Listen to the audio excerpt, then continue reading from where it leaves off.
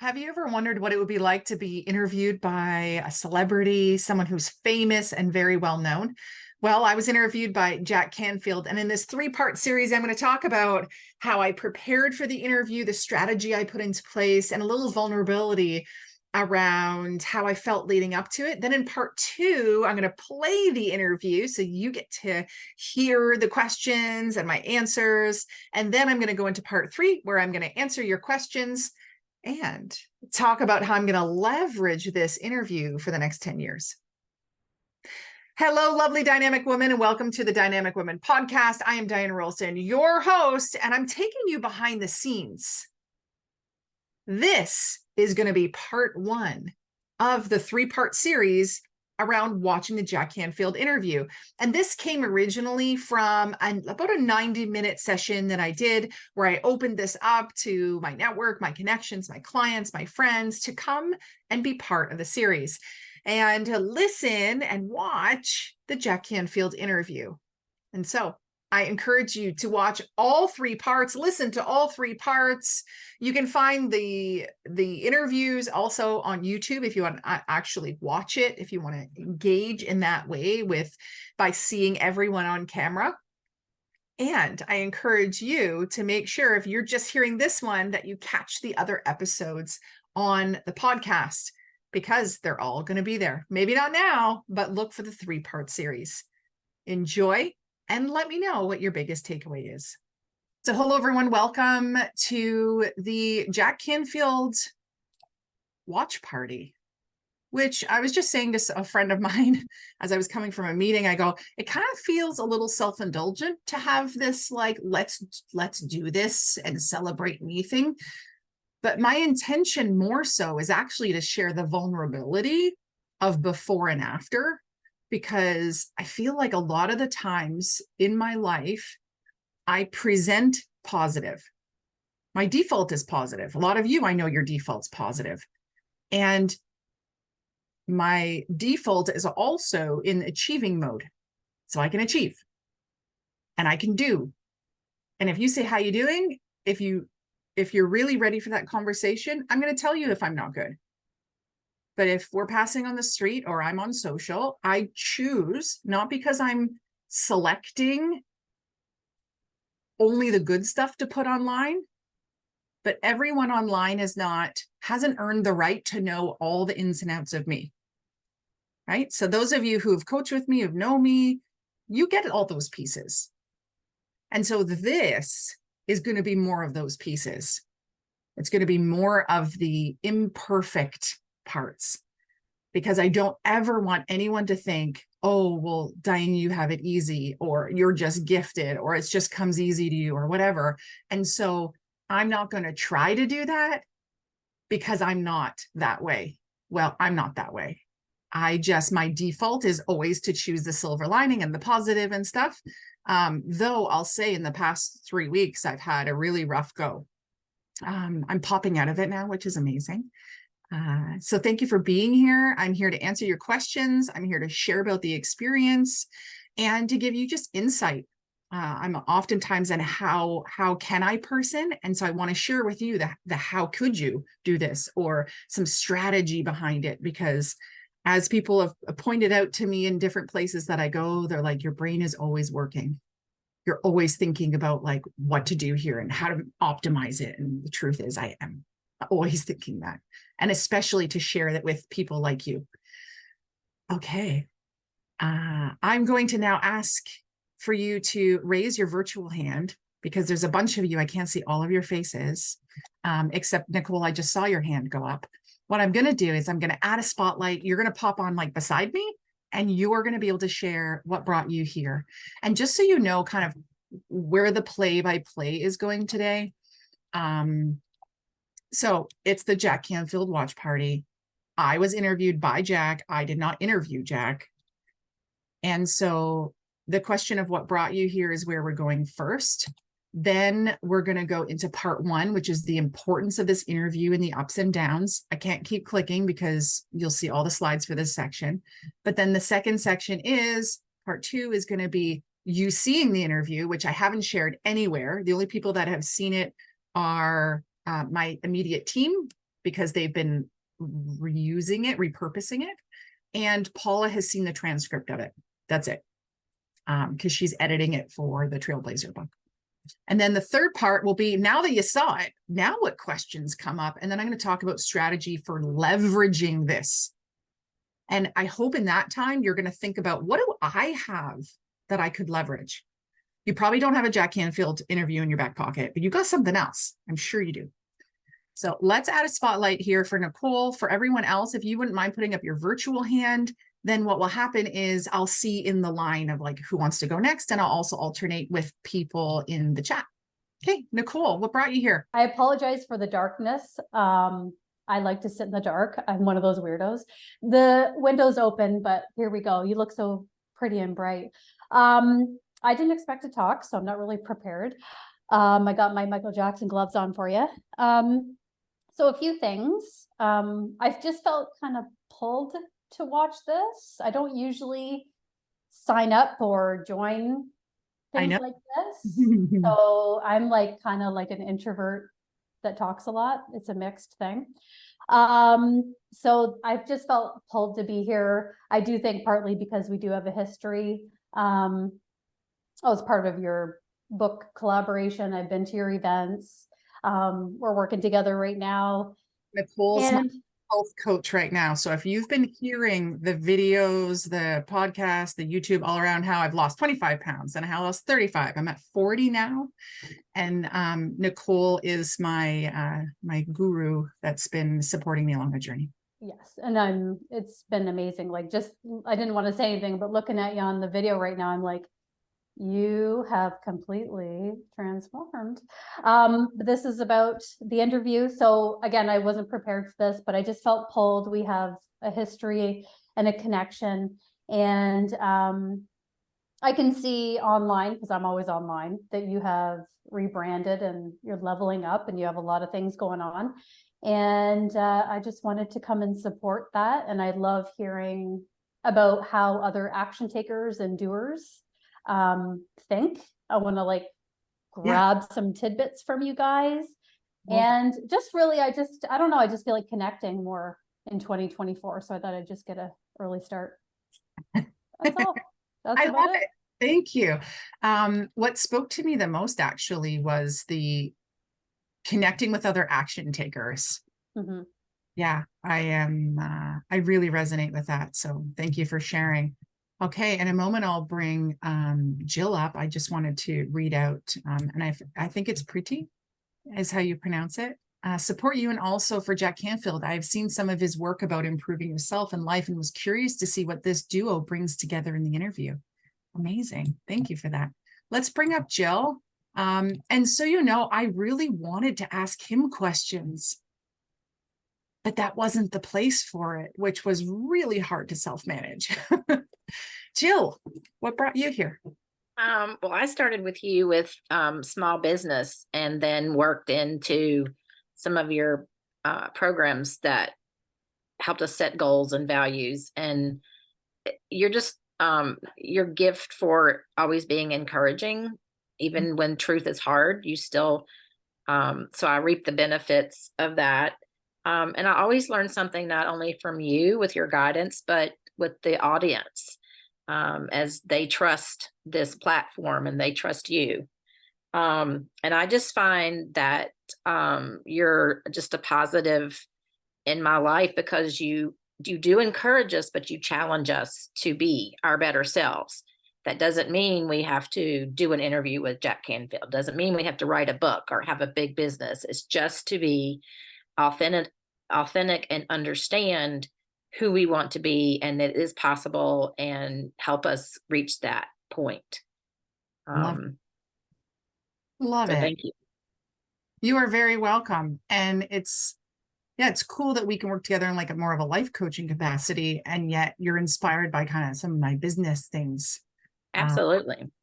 Yeah. Thank you for that. And I do hope that everyone kind of takes their own bit away, because you know, it's not going to be, your thing won't be probably the Jack Canfield interview, but it's like, what will it be? Where will you use your voice in other ways? Where will you amplify your message and put out what you want to do, or your movement, or your mission, or just share about yourself in different places. So thank you, Jill, for sharing all that. Awesome. Okay, Miss Lindsay, come on down. Hiya. I'm here because it's not every day someone you know gets interviewed by Jack Canfield. Oh my gosh. Wow.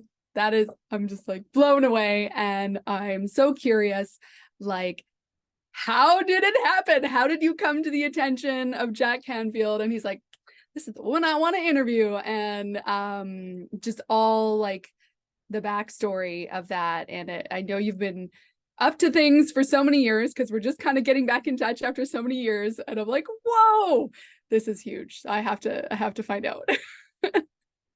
Well, I'm going to share that. I'm going to share the secret of that. Yeah, there's a part of me that's like, I don't want to share the secret of how I got the interview. But I think it's important. And it might be surprising as well. Okay. Thanks, Lindsay. And I appreciate your energy as well. Let me see what else I have in the chat. If anyone else wants to go on, like, say anything, please raise your hand. Paula says, I'm here to learn from your conversation and understand the emotions you experienced. Oh my God, like all over the place, Paula, like kaleidoscope of emotions, and a lot of them that I didn't even want. And then like physical manifestation of my emotions as well. Jennifer says, here to support you, but also to get some cool nuggets from your interview with JC. Awesome. Thank you. Appreciate it. Yeah, there were some cool nuggets, and there were things that I was like, shoot, why did I do that? Why did I mess up that way? In the big scheme of things, it probably doesn't matter. But in the middle of it, I was like, that was just the most amazing part. We can stop now. And I was also in a moment of, oh, I've just royally messed up 3/4 of this for this specific reason. And that sucks. So I see Miss Sandra. We'll bring you up. Just want to unmute yourself. Hi there. Hi, everyone. Thank you, Diane, for inviting us today.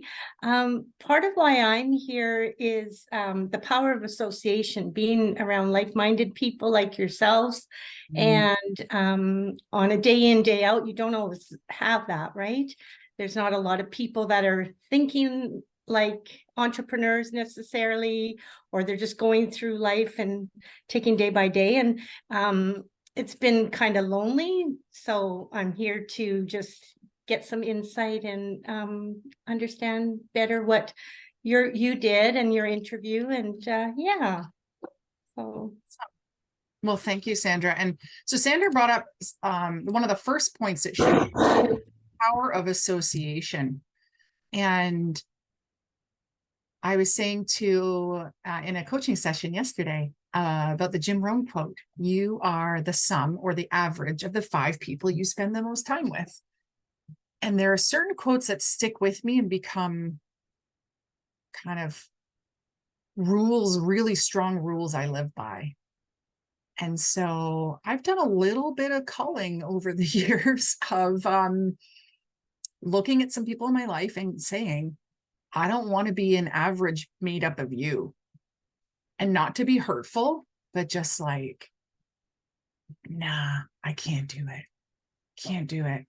And so when I think of, I am the average of the 5 people I spend the most time with, and I like to exclude family from that. And I just look at who do I have around me in like a coaching advisor expert role? Who do I have around me in a friend support fun role? Who do I have around me in an entrepreneurial high level action taker, like Nicole said, role? And then also the other parts of my life, my soccer team, my church group, like where are, like, I don't say my my church group, like there's like 10 women and they're all that. No, I'm like, that's one That's one spot on my board. And so if you've taken the Dynamic You program, I talk about creating your board. Like, who are the 5 people on your board? You don't tell people like, guess what, Nicole, you're on my board because you're helping me with my health. Like, it's not like that. Or, hey, friend, you're on my board because of this or that reason. It's just knowing who's at the table with you. Then which spots do you have empty that you want to fill? Now you're going to proactively, intentionally create friendships, connections, relationships, joint venture partnerships, pay them to be your coach. Who are you going to bring to the table to support you based on the goals you have and the vision you have? And then who's maybe just outside the table, where they're in a good place and maybe one day they'll move in? And who needs to leave the table? Because you're like, either it's like, thank you very much, our time is coming to an end. I think we've learned what we need. I kind of feel like there's a 7-year cycle many times. And then, or it's the people that it's like, I need to break things off. It's not good for you to be in this role, whatever it may be. So sometimes I'll go off on little tangents to share learnings and quotes and things. I'm just going to trust that whatever comes today is meant to be here. Catherine says, I'm here because I want to support you and also to see what inspiration I can get from it. Amazing. So put that lens on, the like, what am I getting from this lens? Or the what am I going to be inspired by lens? Or the what am I going to be motivated to get into action about? Or what cool strategy am I going to pick up? So put those glasses on now of whatever it is that you're looking to get out of this, so that you, at the end of our time, when I say, what did you get out of this? What, as I like to say in my coaching sessions, what was your biggest takeaway from today? Because if you can get that one nugget and then actually apply it or implement it or bring that into your tool belt or into your new ways of thinking, then you're going to be in a really great place. Because we only really need to be 1% better today than we were yesterday. Okay, let me go back to my little slides. If anyone else wants to share, please feel free to do so.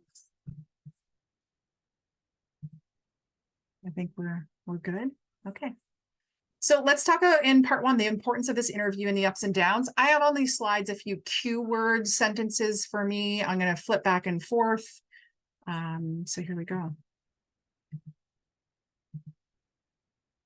Oh, I forgot about this question.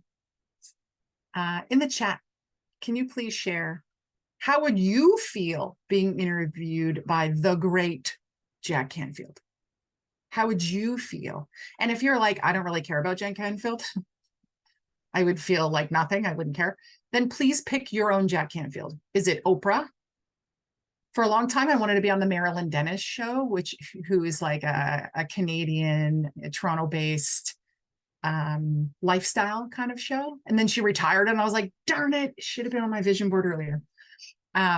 So who's the person you'd like to be interviewed by? And then how would you feel when you knew that you had that interview? So pop that in the chat. I'm actually going to open the chat because I'm not seeing it right now. It's probably on the other screen. There it is. Got it. Jennifer, nervous, exclamation point. Jackie, very nervous. He's super amazing. Yeah. Sandra, I would feel nervous and excited and honored. Awesome. Paula, oh gosh, great question. I would be nervous, but so honored. Catherine, not sure who right now, but it would be daunting and amazing at the same time. Yes. So is both the feelings, the excitement and the nerves. Jill said, ugh, what do I have to share with this important person and feel very nervous? Very true. Very true. Okay.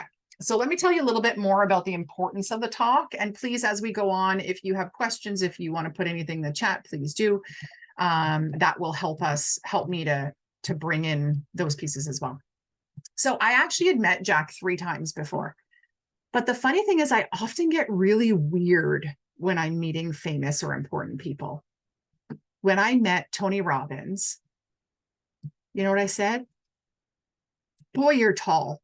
Like, stupid. First thing he said, yeah. And then I was like, you were so great out there. And he's like, thank you.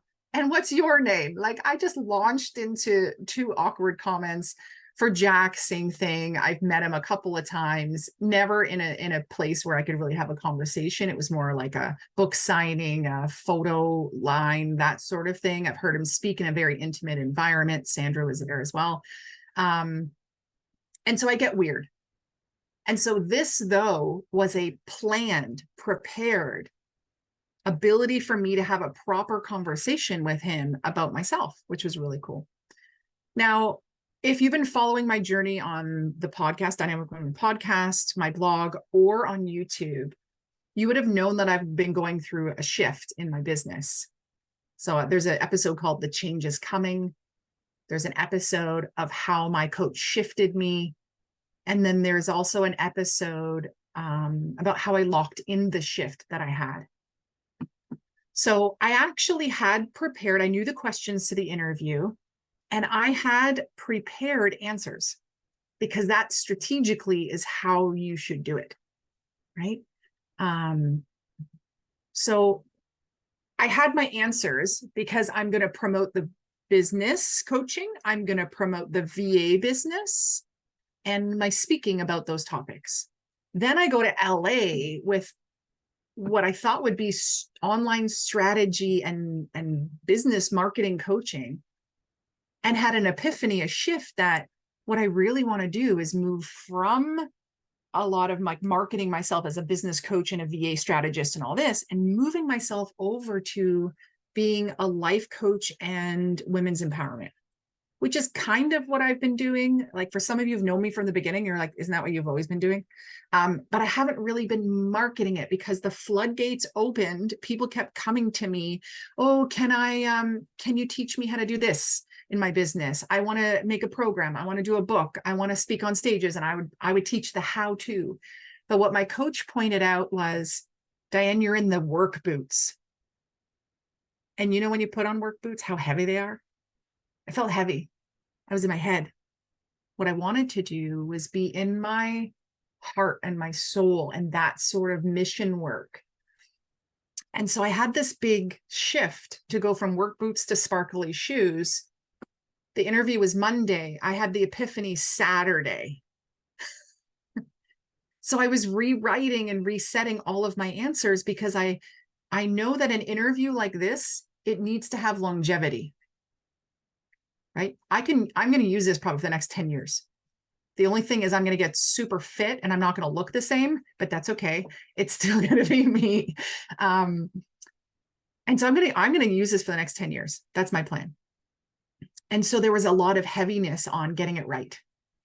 And I thought, if I'm really stepping into this shift, I need to have the right answers that I can use for the next 10 years. So I spoke about women's empowerment and moving women forward, but I also spoke about how I also support people with VAs, but I did them separate. So this is a chunk I could cut and edit for the next chunk. Make sense? So I was like, well, I do this, and then I also do this. So I could cut it if necessary. So knowing the questions in advance was amazing, but it also was the pressure of getting it right. If anyone can relate to that. Jackie says, you were my person for that and have been for more than 10 years. I love that you so much as a life coach, women empowerment coach. Yeah. And it's where I started, right? It's coming back full circle, which is amazing. So let me keep going. And also, if you have questions, like, I did not plan out exactly where this is going. I just have some jumping off points. Okay. So first dilemma was, what do I say? And then it was, how do I change it now to say what I need it to say for this new shift that I've only been in it for 24 hours. And then the next one was my outfit decision. I didn't know what to wear. It's different for women. It's different for women. Men just wear black suit, blue suit, usually, right? It was different. So I was freaking out about what to wear, because my head area is like power suit, intense. The other side is flowy, and approachable. So how do I look powerful yet approachable, smart and confident yet loving and heart-centered, when I already pre-packed because I went straight from LA to Vegas? No option to go back in my closet. Decisions have been made. So let's look. Lindsay says, "Oh, I can just imagine the pressure to get it right." Very much so. Because I'll let you know, here's the answer to your question, Lindsay. How did I get this? Connected to the right people who offered this as an opportunity that was a paid opportunity. Someone like this is not doing this for free. Not because I'm special, but because he was paid. It's a paid promotional opportunity that I saw the investment being a really wise decision, because he's in alignment with what I do, what I believe. I feel that my people know him. Normally, I would only get interviewed by a woman, but I feel like he crosses over both. I think he's relatable, and women like him. It's a bit different from maybe some of the really powerful, in your face professional development people out there, what the personal development people, it's a different vibe. So this was a paid piece. So there was also the pressure of, I've invested in this. I better get something good out of it. Right. So let me go. And this might be funny. You might be like, why are we talking about the clothes? Because the clothes really matter. The clothes matter for how people are going to see me. And again, longevity. So here are my options. I'll let you in on it. Here are my options. Do I go the flowy side with the blue dress? Do I wear the pants? Going to sleep, I thought I'm wearing the dress and the pink jacket. I was told pastel is really lovely on camera. So I didn't go red, because red, the color bleeds. So there's all camera things you also have to know. No stripes, no patterns, nothing too crazy. But in the end of my dream, my coach in my dream said to me, wear the effing pants, your power pants. And those are my sparkly shoes, my Christian Louboutin shoes that I went and bought on Saturday to lock in my shift. So if you haven't seen them yet, they're called Hot Chick power shoes. And so I had to choose between the two. In the chat, which do you think's better? Which would you have chosen? Dress or pants? Also remembering, I'm going to be sitting in a director's chair, like that side view. So what would you choose? Put it in the chat. Let's see. And then as I'm doing that, I'll tell you what I did. So I ended up messaging with my friend Tazim. Some of you know her, because she will honestly tell me what looks good and what doesn't. And I showed her, and she said, "Do you have a different jacket?" And I said, "No." She said, "You need something shorter to wear the blue dress. So you wear the pants." So I wear the pants. Jack says, "Love the dress, but I think the power pants were the right choice." Sandra says, "Blue dress." Nicole, I never wear dresses. For sure. Yeah. Well, it's a big decision. So that happened. Then power pants. Yeah. Power pants, the power shoes. Okay, so pre-interview jitters. Oh, eat. I couldn't eat is what it meant to say. Pre-interview jitters. I couldn't eat that morning. I couldn't focus that morning. I actually struggle with memorizing things. So I was panicking because I could not remember what I was supposed to say. Also, because I just wrote it the day before. And then not to be TMI, but I got my period a week early just for fun. Right? Here we go, that morning. And then I started getting sick, throat sickness. That has a lot to do with the emotion, right? But I started getting sick. And so in the morning, I couldn't even practice because my throat was hurting and I was starting to lose my voice. And then I thought, if I cough at the interview, they're going to cancel it, because he's 78, right? They're not going to allow me to be coughing around him. So I thought, I'm going to lose this opportunity because he's older. He might never do this again. It would be canceled, or I'd lose my voice and not be able to speak. I was doing all of this to myself. So I started to freak out. I started to panic. I wasn't sure. I was doubting myself. And then I started crying. And then I'm like, great. So now I'm sick and I'm crying. I actually had to go to the store to get cough lozenges and everything and all the other girly stuff you need to get. And I started crying. And I thought, I'm just about to have this really big interview.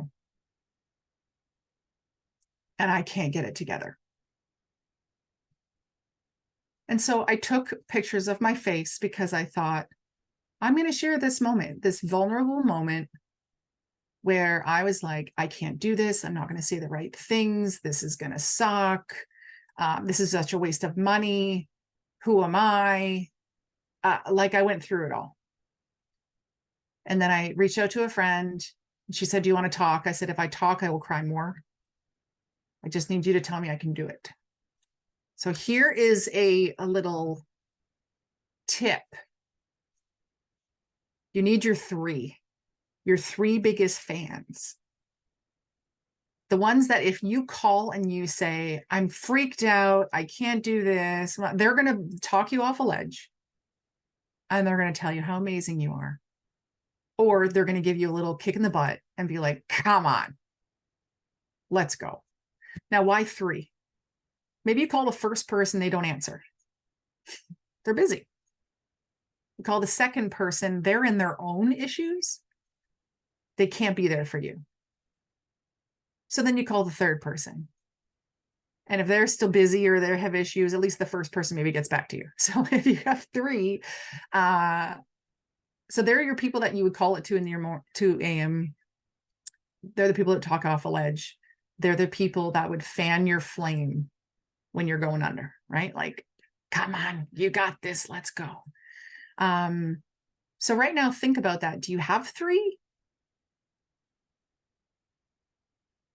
Do you have people?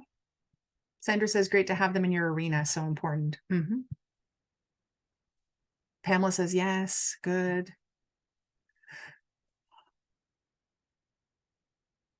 Jackie says, oh gosh, yes, the panic and the symptoms that go with that.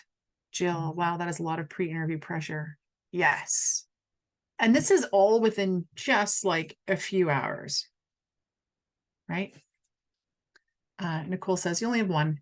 Wayne, 2 a.m. in the morning, slim choices. Yeah. But at least as soon as you wake up, right? And people you can say exactly how you're feeling to. That's important too. Okay, Jackie, you say you have a few. That's great. If you don't have anyone that can do this, you might want to think about bringing that person to the table, to your board, or test it out. Just see how they respond to you saying like, oh, I'm so nervous about this thing I'm doing today. And just see what they say. See if they're like, they can be your rock in the corner. And it might just be for a certain area of your life. Right? Like I had a scale power war maybe a month ago. And I messaged Nicole and I was like, this is happening. The scale did this and I'm fed up. And she was like, stop giving the scale all the power. I was like, that right for me. I was like, okay, you're right. Yep. So having those people is so important. That's actually another podcast episode. Stop giving it all the power. If you want to hear more about that story. Paula says, I know that roller coaster. And yes, I have a couple. So I was like putting pressure on myself, but I also wasn't compared to the past. So anyway, let's go back to my cry face. There we go. And then I was like, Diane, you got to get it together because you're going to be on camera in like an hour and you need to look good for the next 10 years in this video. So I thought, okay, it's game time. Get my sparkly shoes on, those pink ones, and do my face and get myself ready for it. So there I am. Look at me. This is Patty Aubrey. I don't know if you know Patty Aubrey. She really helped to build the Chicken Soup for the Soul Jack Canfield empire. So we went and I got photos with them and I'm feeling good. because I'm just like, it is what it is. Whatever happens is going to be what it is. Now, I was the second one up. My coach who had organized it said to me privately, hey, we're going to put kind of the people who are more confident in the beginning just to like make this a smooth ride for Jack. And I was going to be the second one up because the first guy came from television. So he came from television, then it was me. I'm like, oh, great. I'm in the room. Everyone's panicking internally. No one's saying anything. Everyone's panicking internally. And I knew I had a question about what are the challenges my clients face. And I knew I had 3 that I wanted to talk about. And I went, what's the first one? What's the first one? Oh, I don't know. But the second one is this. Okay, but what's the first one? Okay, this is the first one. And then I go to the third one. I was like, what's the third one? I was like, I can't remember what the third one is. Oh my gosh, what's the third one? If I say there are 3 challenges, then I can't think of the third one. And this is all in my head in the moment. And I just was like, God, like calm my mind. It is just like silence, yet too many voices. Like I couldn't think of it. So I looked at my notes again. I was like, okay, these are the 3 challenges that I want to talk about. And then there was a little joke that was done to Jack in the first interview. They kind of tricked him where the first guy that went to be interviewed actually started interviewing Jack. And so it was a joke and I could hear them all laughing. And then it was my turn and I walked in and I was really freaking out a little bit because I go into the weird, I'm going to meet a celebrity mode. And I come in and I was like, Jack, don't you worry. I'm not going to play a trick on you. And he goes, with that smile, I don't know if I believe you. And I was like, no, I won't. I promise you. And so I thought I'm leading with one of my qualities, which is humor. I'm going to try and forge a connection based on humor rather than fangirling and being awkward and being like, you're really tall or something else. They're stupid. You're amazing. Oh, being really stupid. It's almost like people need to not tell me people are rich and famous or celebrities and then I'll act normal with them. Because that's worked in the past. So I felt good. You can see kind of the humor, the laughter on both of our faces as I was sitting down, got my power shoes on, even though they weren't going to be in the shoot. Did I mess up at all? Yep, I'll tell you about it after. But what I really had to do is just like protect my energy around the whole thing. I didn't want to bring in the negativity. I just wanted to answer the questions. And so a little bit, I just had to go on autopilot and trust. So I just say, you know what? I'm going to say the right things because I know my stuff. Thank you for listening to the watch party for the Jack Canfield interview. I hope that by now you've been able to really take in all 3 parts to this series, no matter what part you're listening to right now. And I also want to let you know that when I was done this session, the watch party that is, what I felt was, wow, I really kind of downplayed this. I really showed the vulnerability. I really showed the mistakes and shared all of that. But at the end of the day, I really wanted to make sure that I came back to say, this was a really, really phenomenal experience. This was such an amazing part of my journey, a really great milestone, personally and professionally. And also that it has changed the way people view me. Yeah. And so it's based on who I've been around, who I call my coaches and my friends, what opportunities I've said yes to, and all the years of preparation that have really got me to this point where I could nail that interview. And if you heard the third part, where I share how Jack said to me, like, wow, you're really good at this. And so to have that feedback directly from someone who is so well known in the personal and professional development industry was a really good thing. And the bonus piece that I'll have to pop into the notes is the whole piece around his testimonial. It is powerful. I am grateful. And so as we kind of finish up here, I hope you'll take the time to go and check that out. And if you haven't yet, hit subscribe and share this with a friend. Share all three with a friend who you think would benefit from this, who maybe have an interview coming up, or who just needs some inspiration for their own business about where they could go. Until next time, stay dynamic. Bye.